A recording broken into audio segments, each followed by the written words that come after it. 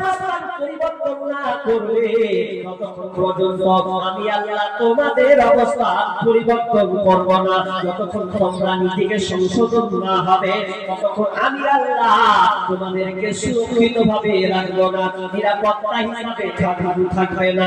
যদি তোমরা পরিবর্তন হও আমার দিকে ফিরে আসো, আল্লাহ তোমাদেরকে পরিবর্তন করে দেব। আল্লাহ সুবহানাহু ওয়া তাআলা এবার ভালো দিকে শুনুন, ভালো কাজ লাগান।